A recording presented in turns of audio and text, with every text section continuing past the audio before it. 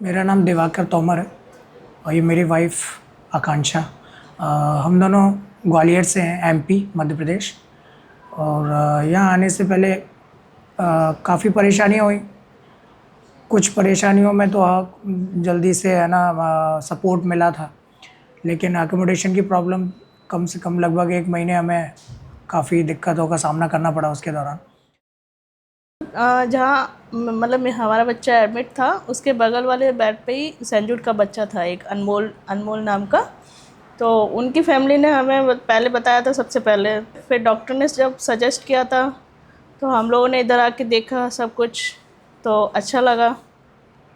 उसके बाद से हम लोगों ने इधर अप्लाई किया तो रूम मिल गया, तो मतलब रहने के लिए बहुत अच्छी जगह मिल गई। सेंट जूड में ऐसे काफ़ी सेशन होते हैं वीकली, और टाइम टू टाइम करते रहते हैं, जिससे हमें अपनी मेंटल हेल्थ पेरेंट्स की उस चीज़ से हैंडल करना और ट्रीटमेंट के दौरान कैसे आपको अपनी मेंटल हेल्थ को कंट्रोल रखना है, सही रखना है, कैसे अपने आप को प्रिपेयर रखना है आगे और भी जो चैलेंजेस आने हैं वो बताते हैं। हाइजीन कैसे रखना है और साफ़ सफाई, ये काफ़ी सारी चीज़ें हैं। जैसे कि एक WHO के अकॉर्डिंग एक हैंड वॉश के 7 स्टेप्स हैं। वो 7 स्टेप्स हमने पहली बार यहीं आके सुने थे, जो यहाँ बाथरूम में, वॉशरूम वगैरह और किचन में सभी जगह लगे हुए हैं, ताकि हम अब प्रॉपर तरीके से अपने बॉडी को सैनिटाइज रख सकें। आर्ट तो मैं करती थी शुरू से, मेरे को पसंद है, हॉबी है मेरी। पर इधर आके मेरे को बहुत सारा मौका मिला आर्ट करने का, तो काफ़ी सारी चीज़ें बनाई मैंने। जैसे कि इनकी हाँ, पेंटिंग्स मुझे और पेंटिंग बनाने का बहुत मतलब शौक है बहुत ज़्यादा। इतना हाइजीन हम शायद अगर बाहर कहीं रहते तो नहीं मेंटेन नहीं कर मिलता। पाते। यहाँ के मतलब बास्केट बनाना सीखा, जो प्लास्टिक की बास्केट बनती है यहाँ पे, फ्लावर्स बनते हैं, पेपर फ्लावर्स, और ड्राइंग होती है, आर्ट होती है। काफ़ी सारी चीज़ें सीखी जो हम लोग पहले तो नहीं बनाई थी घर। इसके अलावा भी है ना वो कई सारी क्लासेस ऑर्गेनाइज करते हैं, जिसकी कोई हमें फ़ीस नहीं देनी पड़ती है। यहाँ पर जो टाइम हम 6 से 8 महीने यहाँ रहेंगे, तो वो कहीं न कहीं हमारा टाइम कहीं बेकार ना हो, उस दौरान वो टाइम का ऑप्टिमम यूटिलाइज़ हो, कहीं यहाँ से बाहर जाएँ तो हमारे करियर ग्रोथ के लिए काम आएगी।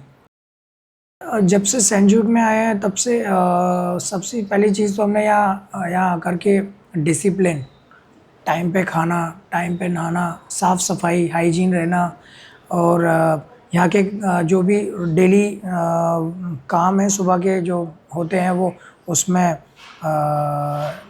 पार्टिसिपेट करना कंपलसरी भी है। और वो पहले शुरू में तो आने पे मुझे बहुत अजीब सा लगा, ये सब हम लोग क्यों कर रहे हैं, यहाँ करने वाले हैं।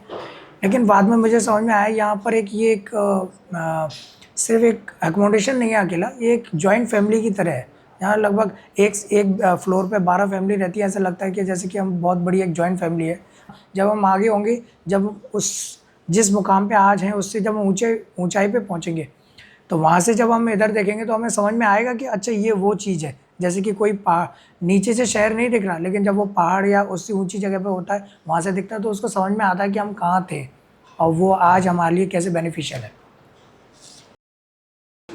सेंट जूड में जब से आए हैं तो मेरा एक एग्ज़ाम था PGDCA का, जनवरी में। आरती मैडम, उन्होंने काफ़ी हमारे मुझे सपोर्ट किया मेरे एग्ज़ाम के लिए, कि आप एक एक्टिविटीज़ को ज्वाइन करो, बाकी में आप अपनी पढ़ाई के लिए टाइम दे सकते हैं। तो इस तरीके से उन्होंने मेरे लिए लाइफ में बहुत बड़ा सपोर्ट है, क्योंकि अगर मैं नहीं करता, जो मैं काफ़ी टाइम से मेरी उसकी प्रिपरेशन चली, वो सब बेकार हो जाती है अब तक। एक एग्ज़ाम है गवर्नमेंट जॉब का है, हम दोनों उसकी प्रिपरेशन कर रहे हैं, उसमें मैम का बहुत सपोर्ट है। अगर मैं ये जॉब लगती है तो हम ये कभी नहीं भूलेंगे कि इसमें ये सपोर्ट किसका था। ये बहुत बड़ा सपोर्ट है।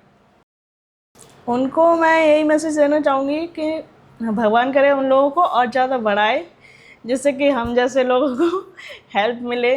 वो जो जिस प्रकार से हमारे साथ में है ना, ऐसी गंभीर परिस्थिति में हमारे साथ में खड़े हुए, इसकी मुझे आशा नहीं थी कि दुनिया में ऐसे भी लोग हैं। सुना था, लेकिन प्रैक्टिकली जो है वो चीज़ अलग फीलिंग कराता है। मैं एक चीज़ बोलना चाहूँगा कि जब मैं अपने बच्चे को आगे भविष्य में उसको हंसता खेलता देखूँगा, या इन दिनों को मैं याद करूँगा, और तब मुझे है ना यार सेंट जूड में सपोर्ट करने वाले ये डोनर्स, डॉक्टर्स, मुझे सभी की याद आएगी। मुझे लगता है कि मैं अपनी लाइफ में कभी इन सबको भूल नहीं पाऊँगा। एक लाइन मैं इसके लिए बोलना चाहूँगा कि एक भजन है जो शायद आप लोगों ने भी सुना हो कि सूरज की गर्मी से जलते हुए तन को मिल जाए तरवर की छाया, ऐसा ही सुख मेरे तन को मिला है जब से मैं शरण तेरी आया।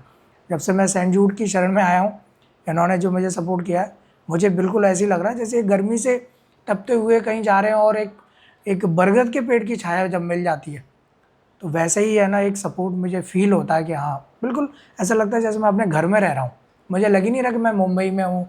अगर सेंजूर नहीं होता तो शायद है कि हम लोग इतने मेंटली प्रिपेयर नहीं होते क्योंकि एक टेंशन ये रहती ट्रीटमेंट कैसे कराएं, क्योंकि ना देखो फाइनेंशियली किसी के पास नहीं होता, क्योंकि कैंसर जैसी बीमारी के लिए बहुत फाइनेंस चाहिए होता है, तो उस चीज़ को लेके हम लोग इतने मेंटली प्रिपेयर नहीं होते। I feel very thankful to हाँ ऑल दोज पीपल्स।